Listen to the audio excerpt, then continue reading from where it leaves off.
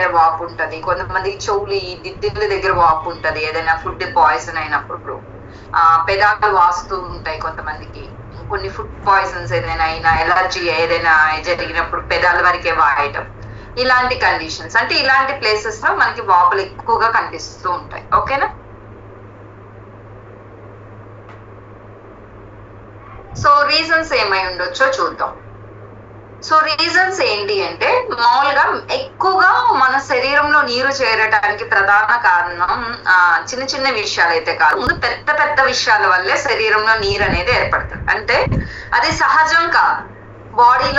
Body మీద swelling ఉండటం అనేది సహజం కాదు, అది ఒక సూచన. అంటే ఇప్పుడు ఉదాహరణ, మనకి వర్షం వస్తుంది అని పడక ముందే తెలుస్తుంది. ఎలా తెలుస్తుంది? క్లైమేట్ కదా, గాలి వీయటం, చల్లగా అయిపోవటం, మట్టి స్మెల్ రావటం, కొంచెం వర్షం పడబోతుంది అనేది మబ్బులు పట్టడం, లేదా కొంచెం ఉరుములు రావటం, ఇలాంటిది వర్షం పడబోతుంది అనేది మనకి ముందుగానే సూచన. ఎలాగో ఇంటర్నల్ గా బాడీలో ఏదైనా ఒక పెద్ద ఆర్గాన్ డ్యామేజ్ అవుతున్నప్పుడు బాడీ కూడా ఒక సిగ్నల్ ఇస్తుంది. అంటే ఇప్పుడు ఇంకా మీకు బాగా అర్థం అవ్వాలి అంటే, మనకి ట్రైన్ వస్తుంది అని ఎలా తెలుస్తుంది? గేట్ వేస్తారు కదా, ట్రైన్ వస్తుంది అని చెప్పి రెడ్ సిగ్నల్ వేసి గేట్ వేసేస్తారు. అంటే ఆ టైంలో మీరు అది క్రాస్ చేయకూడదు, క్రాస్ చేస్తే డేంజర్ అని. సేమ్ అలాగే మన బాడీ కూడా ఒక రెడ్ సిగ్నల్ ఇస్తుంది, నువ్వేదో అశ్రద్ధ చేస్తున్నావు, నీకు ఒక ఇంటర్నల్ గా ఒక బాడీలో ఒక ఆర్గాన్ డ్యామేజ్ అవుతుంది అని. ఆ రెడ్ సిగ్నల్ ఏంటి అంటే, ఈ స్వెల్లింగ్, బాడీలో ఫ్లూయిడ్ కనిపించడం, ఎక్కడెక్కడైనా కనిపించవచ్చు. ఇప్పుడు నేను చెప్పిన భాగాల్లో ఎక్కడైనా కనిపించవచ్చు. అయితే అలా మనం రెడ్ సిగ్నల్ వచ్చినా కనిపించినా సరే మనం అశ్రద్ధ చేస్తున్నాము అనుకోండి, ఇంటర్నల్ గా పెద్ద పెద్ద organs like kidney, liver, heart, ఇలాంటి పెద్ద ఆర్గన్స్ డ్యామేజ్ అయ్యే ఇది ఉంది. సో కామన్ గా ఏం రీజన్స్ అయి ఉండొచ్చో చూడండి. ఇప్పుడు వాపు రావటానికి, ఫ్లూయిడ్ రిటెన్షన్ అనేది అవ్వటానికి, కిడ్నీ ఏదైనా డ్యామేజ్ అయినా, కిడ్నీలో ఇన్ఫెక్షన్ ఉన్నా, లేదా కిడ్నీకి ఏమన్నా ఇన్ఫ్లమేషన్ ఉన్నా, కిడ్నీకి ఏమన్నా స్టోన్స్ ఫామ్ అయినా మనకి బాడీలో వాటర్ వస్తుంది. అలాగే లివర్, ఫ్యాటీ లివర్ ఫామ్ అయినా, ఎక్కువగా తాగి తాగి తాగి ఆ లివర్ కి ఏమన్నా లైక్ సిరోసిస్ లాగా ఏమన్నా అయిందనుకోండి, లివర్ సిరోసిస్ అంటారు. అలా ఏమన్నా అయితే మన శరీరంలో నీరు వస్తుంది. అలాగే హార్ట్ ఎన్లార్జ్ అయింది అంటారు. అంటే చాలా కండిషన్స్ ఉండొచ్చు హార్ట్ వాయటానికి, అంటే స్వెల్లింగ్ రావటానికి. ఈవెన్ హార్ట్ లో ఏమన్నా స్వెల్లింగ్ ఉన్నా సరే మనకి ఫ్లూయిడ్ రిటెన్షన్ అనేది బాడీ మొత్తం, కొంతమందికి బాడీ మొత్తం చూపిస్తుంది, కొంతమంది కొన్ని భాగాల్లోనే చూపిస్తుంది. అలాగే ఇంజురీస్, మనకి ఏమన్నా పెద్ద పెద్ద ఇంజురీస్ లైక్ ఫ్రాక్చర్స్, స్ప్రెయిన్స్, ఇట్లాంటి పెద్ద పెద్ద ఇంజురీస్ ఏదైనా జరిగినా కూడా మన శరీరంలో, పర్టికులర్గా ఇప్పుడు మనకి ఫ్రాక్చర్ అయింది అనుకోండి, ఎక్కడైనా ఒక భాగంలో మనకి ఎముక ఇరిగింది అనుకోండి, లేదా కండ నలిగింది అనుకోండి, స్ప్రెయిన్ అంటారు. కండ నలిగిన, నరాలు నలిగిన, లేదా ఎముకలు విరిగిన, ఆ టైంలో కూడా మనకి వాపు వస్తుంది. అలాగే మన శరీరంలో ఇన్ఫెక్షన్, బాడీలో ఏ భాగంలో ఇన్ఫెక్షన్ ఎక్కువ ఉంటుందో ఆ భాగంలో వాపు ఉంటుంది. సో ఇన్ఫ్లమేషన్ అంటే సేమ్ ఇన్ఫెక్షన్ కి దారి తీసే భాగం ఇది. అంటే కామన్ గా ఇది ఎందుకు వస్తుంది ఇన్ఫ్లమేషన్ అంటే, కీళ్ళ వాతం, ఆటో ఇమ్యూన్ డిసీజ్. అంటే ఏంటి అంటే, మన రోగ నిరోధక శక్తి వల్లే మనకి ఏమన్నా జబ్బులు వచ్చాయి అనుకోండి, అంటే రోగ నిరోధక శక్తి పడిపోవటం వల్ల చాలా జబ్బులు వస్తాయి. రోగ నిరోధక శక్తి అంటే మన ఇంటి కుక్క మనల్ని కరిచిద్ది అన్నట్టు, అప్పుడప్పుడు మన రోగ నిరోధక శక్తి మనల్నే డ్యామేజ్ చేసేస్తుంది. సో అలాంటి టైంలో అప్పుడు కూడా మనకి నీరు వస్తుంది. ఇంకా కొంతమంది ఏంటంటే కొన్ని మెడిసిన్స్ వాడతారు, ఆ మెడిసిన్స్ వల్ల వాళ్ళ శరీరం అంతా నీరు పడుతుంది, అదొక side effect of the medicine. అయినా కూడా తప్పక కొంతమంది వేసుకుంటూ ఉంటారు. పర్టికులర్ గా వాటిల్లో ఏంటి అంటే స్టిరాయిడ్స్ అనేవి కనుక మనం ఎక్కువ వాడుతున్నామంటే శరీరం అంతా నీరు పట్టేస్తుంది, ఉబ్బిపోతాం. ఎలా అంటే, మనం కనుక ఏమన్నా కందులు కానీ, లేకపోతే ఏమన్నా కొన్ని శనగలు కానీ మనం నీళ్ళల్లో నానబెట్టేటప్పుడు ఒక సైజ్ లో ఉంటాయి, కానీ ఒక 2-3 గంటల తర్వాత మనం చూస్తే అవి ఉబ్బిపోయి ఉంటాయి, నీరంతా పీల్చుకొని అవి ఉబ్బుతాయి కదా, నాని ఉబ్బుతాయి. స్టెరాయిడ్స్ తీసుకోబోయే వ్యక్తి తీసుకోక ముందు, అంటే నానబెట్టక ముందు నార్మల్ గా ఉంటాడు. అలాగే స్టీరాయిడ్స్ తీసుకోక ముందు బాడీ నార్మల్ గా ఉంటుంది. బట్ ఎప్పుడైతే స్టీరాయిడ్ ట్రీట్మెంట్ తీసుకున్న తర్వాత వాళ్ళు ఉబ్బిపోతారు, వెయిట్ పెరిగిపోతారు. అది side effect of the steroids. అందుకని మనం తొందరగా స్టీరాయిడ్స్ జోలికి వెళ్ళకూడదు. కానీ కొన్ని సివియర్ కండిషన్స్ లో తప్పదు కాబట్టి మనం ఆ మెడిసిన్స్ యూజ్ చేస్తారు. ఓకేనా? అండ్ లింఫాటిక్ బ్లాకేజ్ అంటే మన బాడీలో సర్క్యులేషన్ ఎలాగో డ్రైనేజ్ సిస్టమ్ కూడా ఉంటుంది. అంటే మన బాడీలో ప్రవహించే చెడు రక్తాన్ని క్లీన్ చేయడం, చెడు ఇదిని క్లీన్ చేసేటువంటి భాగాన్ని లింఫాటిక్ డ్రైనేజ్ అంటారు. ఆ భాగంలో మనకి ఏమైనా బ్లాక్స్ ఉన్నా, ఏదైనా ఒక కాలంకి అడ్డుపడితే, అంటే చెత్త చెదారం అడ్డుపడితే ఎలా నీరు ఇటు ప్రవహించదో, కాలం నీట్ గా ప్రవహించదు కదా, సేమ్ అలాగే మన బాడీలో ఎక్కడైనా బ్లాక్స్, ఏదైనా ఫ్యాట్ వల్ల కానీ బ్లడ్ క్లాట్ వల్ల కానీ ఏమైనా బ్లాక్స్ ఫామ్ అయితే మనకి లింఫాటిక్ డ్రైనేజ్ వల్ల, బ్లాక్ వల్ల కూడా స్వెల్లింగ్ వస్తుంది. ఓకేనా? ఇంతగా ఎందుకు ఎక్స్ప్లెయిన్ చేశానంటే, ఒక కండిషన్ వల్ల స్వెల్లింగ్ రాదు. స్వెల్లింగ్ అనేది కొన్ని అంటే లైక్ నియర్లీ 100 రీజన్స్ వల్ల మనకి ఈ స్వెల్లింగ్ అనేది వస్తుంది బాడీలో. ఓకేనా? ఓకే, మరి డైట్ రిలేటెడ్ ఏమై ఉంటుందో చూద్దామా. అంటే మనం ఆహారంలో ఏం మార్పులు చేస్తే మనకి స్వెల్లింగ్ రావచ్చు.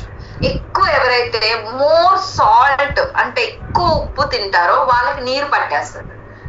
సో ఉప్పు పని ఏంటి అంటే తేమను పీల్చుకోవటం ఉప్పు పని. గమనించండి, ఉప్పు ఏం చేస్తుంది, ఎక్కడ తేమ ఉన్నా సరే ఆ తేమను పీల్చుకొని దగ్గర పెట్టుకుంటుంది. సేమ్ మనం ఉప్పు ఎక్కువ తింటున్నామంటే మన ఒంట్లోకి వెళ్ళే ప్రతి నీరు బయటికి, యూరిన్ ద్వారా బయటికి పోకుండా, స్వెట్ ద్వారా బయటికి పోకుండా, మన శరీరంలో ఉన్నటువంటి ఉప్పు మనం తాగే నీరుని కానీ మనం ఇచ్చే నీరుని కానీ పీల్చుకొని మన ఒంట్లోనే ఉంచేస్తుంది, బయటికి పోనివ్వదు. దాని వల్ల మనకి ఎక్కువగా బాడీ స్వెల్లింగ్, ఊదుగా, ఉబ్బుగా, లావుగా కనిపించేస్తూ ఉంటాం. ఓకేనా? అలాగే ఎక్కువ షుగర్స్ తిన్నా కూడా అంతే. ఈవెన్ షుగర్ కూడా అంతే, అది కూడా వాటర్ ని హోల్డ్ చేస్తుంది. కాబట్టి మనం షుగర్ ఎక్కువ కంటెంట్స్ లైక్ స్వీట్స్ ఎక్కువ తినే వాళ్ళకు కూడా ఈ ప్రాబ్లం ఉంటది. అలాగే తెల్లటి రిఫైన్డ్ కార్బ్స్ అంటే తెల్లగా మెరిసేటువంటి థింగ్స్ అన్నమాట, like maida, corn flour and white rice, బాగా పాలిష్డ్ వైట్ రైస్, ఇలాంటివి తినే వాళ్ళకు కూడా తొందరగా నీరు చేరు.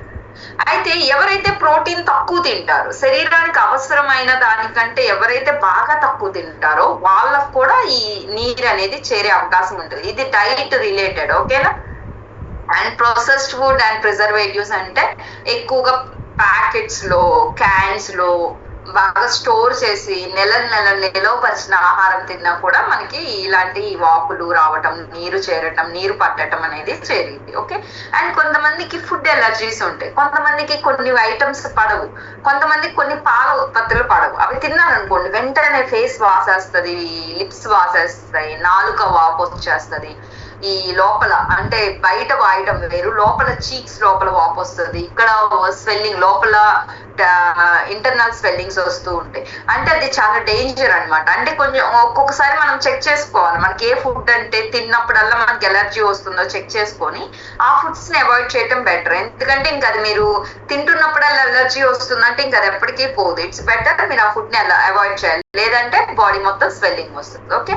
అండ్ ఈవెన్ డీహైడ్రేటెడ్ అంటే మీరు ఎక్కువ గంటలు మీ శరీరానికి నీరు ఇవ్వకపోతే మీకు ఆల్రెడీ లోపల సెల్స్ లోపల ఉన్నటువంటి ఆ నీరు బయటికి ఉబ్బుకుతుంది, అంటే బయటకు వచ్చేస్తుంది. మీరు వాటర్ ఇవ్వట్లేదు కాబట్టి అది టిష్యూస్ లో నుంచి బయటకు వచ్చినప్పుడు మీకు డీహైడ్రేషన్ వల్ల కూడా స్వెల్లింగ్ వస్తుంది. ఓకేనా?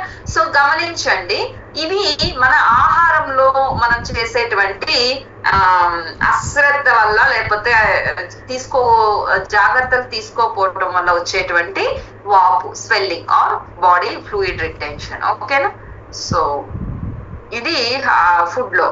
అండ్ మెడికల్ ఛాలెంజెస్ ఏంటి అంటే మీకు చెప్పే కదా, పెద్ద పెద్ద మెడికల్ కారణాల వల్ల కూడా, అంటే మెడికల్ కండిషన్స్ అంటే పెద్ద పెద్ద జబ్బుల వల్ల, పెద్ద పెద్ద శరీరంలో జరిగే డ్యామేజ్ల వల్ల కూడా మనకి శరీరానికి నీరు పట్టేస్తుంది, అంటే ఉప్పుగా ఉంటాము, అంటే వాపు ఉంటుంది. అదేంటి అంటే ఫస్ట్ హార్ట్ కు గుండెకి సంబంధించి ఏమైనా డ్యామేజ్ ఇంటర్నల్ గా ఉంది అంటే మన శరీరంలో వాపు కనిపిస్తుంది, నీరు కనిపిస్తుంది. కిడ్నీ డ్యామేజ్ ఉంది అంటే కిడ్నీకి ఏదైనా డ్యామేజ్ జరుగుతుంది, అది 10%, 20%, 80%, 100% తెలీదు.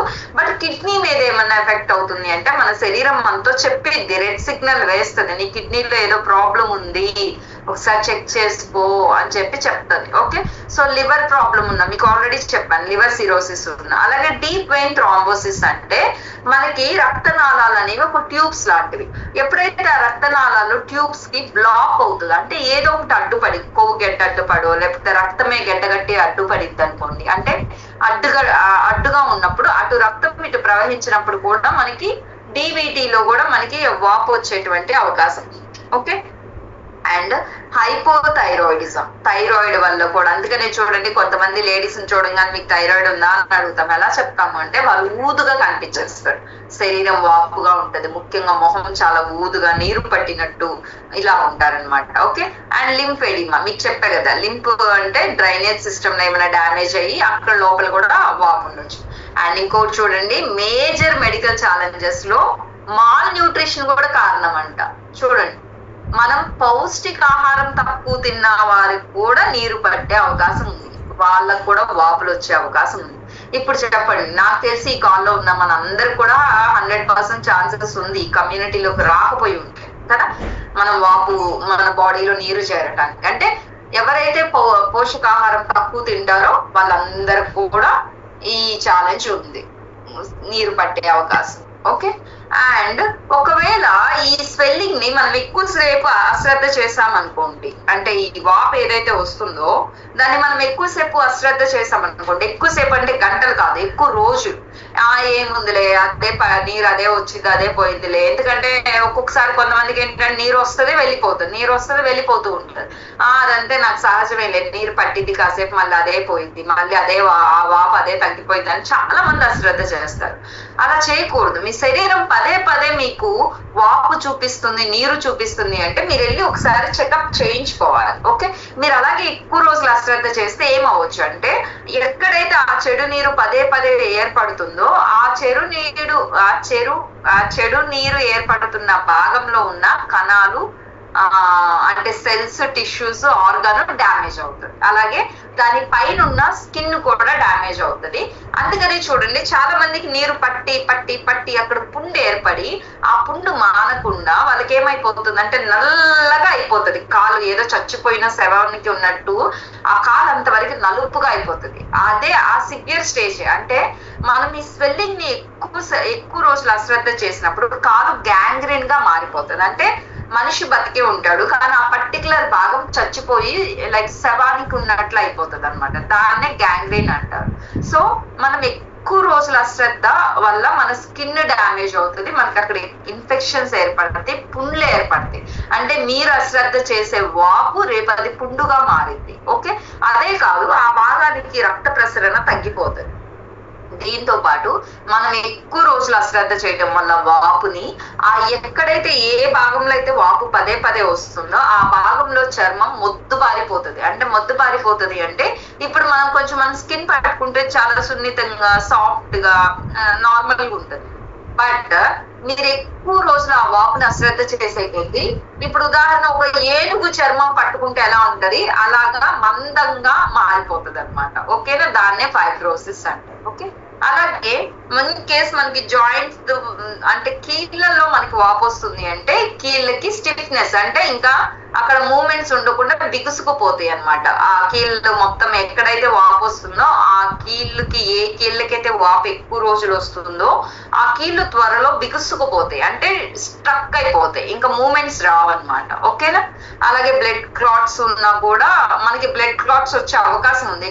ఎక్కువసేపు వాపు వల్ల అక్కడ రక్తం ప్రవహించదు, రక్తం అక్కడే ఆగిపోతుంది.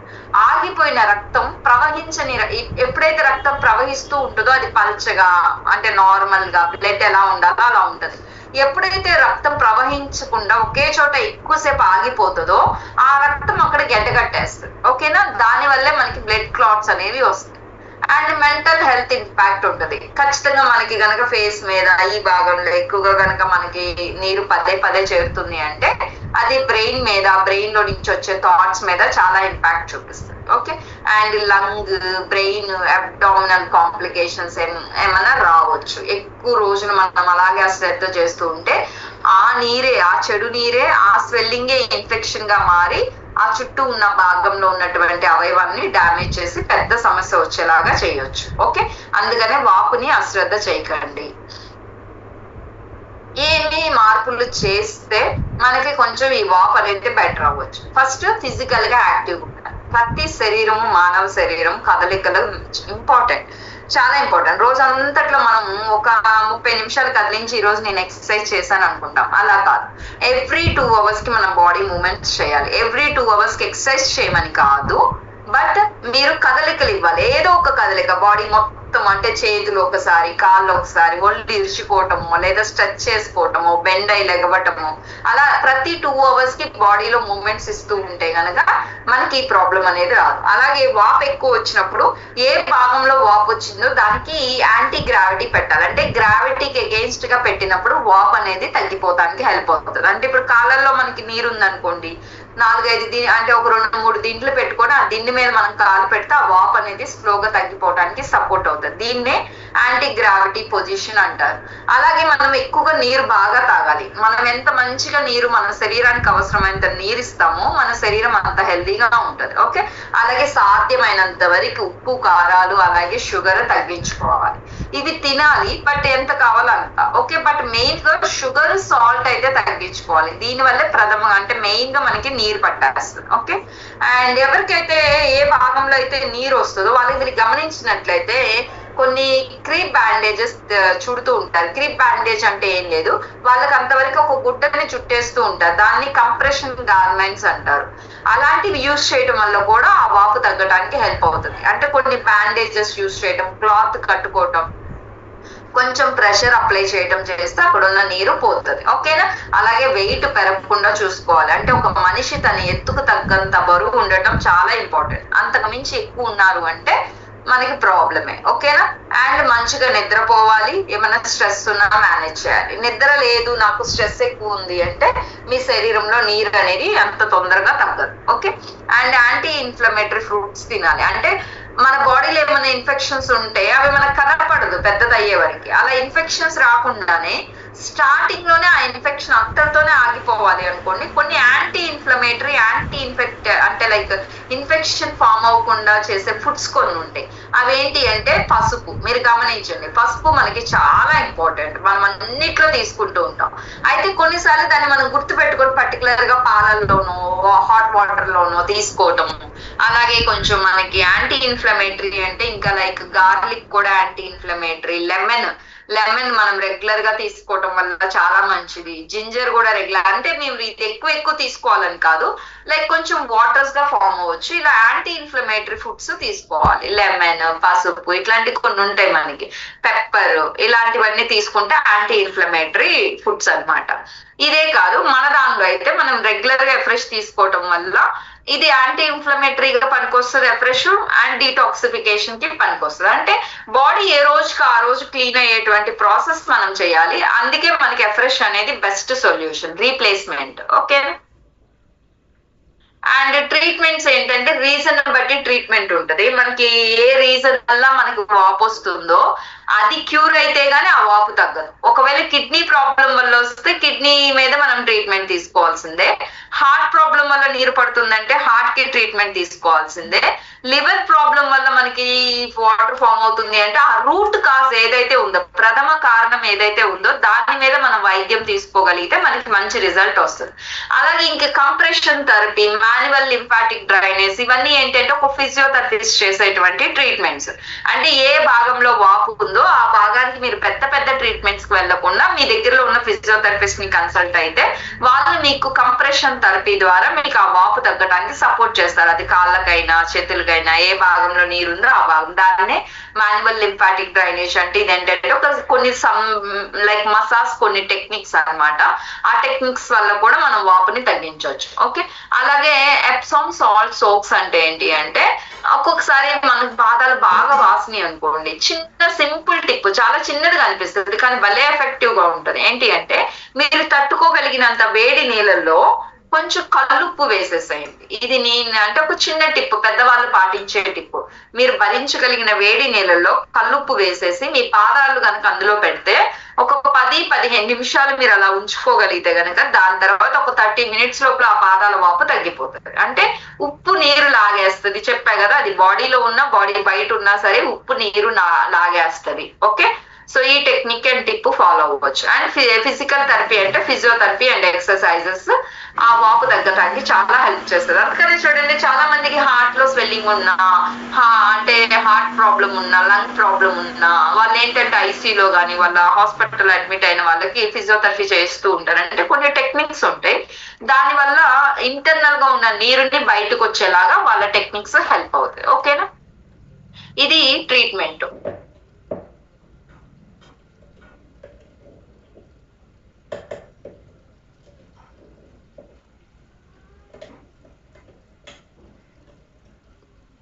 అండ్ ఎప్పుడు మనకి ఎమర్జెన్సీ ఇన్ కేసు మనకి ఏమి చేయలేదు, సడన్ గా అంటే మీకు ఎప్పుడు రాలేదు, సడన్ గా ఎక్కువగా వాపు మీ శరీరంలో కనిపించింది అంటే మీరు అశ్రద్ధ చేయొద్దు. ఇమీడియట్ గా దగ్గరున్న ఫస్ట్ ఎయిడ్ క్లినిక్ కో హాస్పిటల్ కో వెళ్ళండి. ఓకే, ఒక్కొక్కసారి ఒక సైడే వాపు వస్తుంది, ఫేస్ లేకపోతే ఒక భాగంలోనే ఎక్కువ వాపు వచ్చేస్తుంది. అది ఎందుకు వస్తుంది అంటే ఏదైనా సివియర్ కంప్రెషన్ కానీ బ్లడ్ క్లాట్ కానీ ఉండటం వల్ల మనకు ఒక సైడే స్వెల్లింగ్ వచ్చు. అండ్ ఆ స్వెల్లింగ్ నొప్పితో పాటు వాపు ఉందనుకోండి, అది చాలా ప్రమాదం. మీకు నొప్పి లేకుండా వాపు వస్తుంది అంటే కొంత టైం ఉంది, కానీ మీకు వాపు ఉంది నొప్పి కూడా ఉంది అంటే మాత్రం మీరు అస్సలు అశ్రద్ధ చేయకూడదు, మీరు డాక్టర్ దగ్గరికి వెళ్ళి హెల్ప్ తీసుకోవాలి. ఓకేనా? అండ్ మనకి చెస్ట్ పెయిన్ వల్ల కానీ మనకి ఊపిరి ఆడకుండా ఉన్న టైంలో కానీ శరీరంలో ఎక్కడైనా వాపు వచ్చింది అంటే అది చాలా డేంజరు. అది లంగ్స్ కి హార్ట్ కి సంబంధించింది, కాబట్టి మీరు కంపల్సరీ మెడికల్ ఎమర్జెన్సీ తీసుకోవాలి. అండ్ మీరు ఇంకా అశ్రద్ధ చేయకూడనటువంటి అంటే ఇమీడియట్ గా డాక్టర్ దగ్గరికి వెళ్ళాల్సినటువంటి కండిషన్ ఏంటి అంటే మీకు ఎప్పుడైనా సడన్ గా ఫేస్ స్వెల్లింగ్ వచ్చినా, అది బ్లూ కలర్ గా మారుతున్నా, లేదా నాలుక వాపు వచ్చేసినా, పెదాలు వాపు ఎక్కువ వచ్చినా, ఇలాంటి కండిషన్స్ కూడా మీరు అశ్రద్ధ చేయకూడదు. మీరు ఇమీడియట్ గా మీరు డాక్టర్ ని కన్సల్ట్ అవ్వాలి. ఓకేనా? సో ఇప్పుడు మీరు చూసారు కదా, స్వెల్లింగ్ అనేది ఒక సిమ్టమ్, అది ఒక పెద్ద మెడికల్ కండిషన్ ఏం కాదు. శరీరం లోపల ఏదో ఒక డ్యామేజ్ వల్ల మీకు శరీరం సూచన ఇస్తుంది, మీ శరీరం లోపల ఏదో డ్యామేజ్ అవుతుంది, మీరు అశ్రద్ధ చేస్తున్నారు అని. మీరు రూట్ కాజ్ ఏంటో కనుక్కొని దాని మీద వర్క్ చేస్తే చాలు.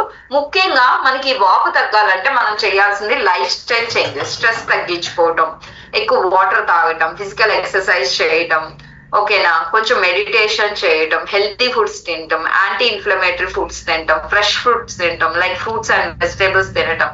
సో ఇలాంటివన్నీ చేయాలి. ఓకేనా? సో ఎర్లీగా మనం దీని మీద కనుక వర్క్ చేయగలిగితే అదే మనకు ఒక పెద్ద ప్రివెన్షన్, అంతేగాని ఎక్కువ అయ్యే వరకు వెయిట్ చేయకూడదు. Okay, thank you so much మీరు అవేర్నెస్ తీసుకున్నందుకు.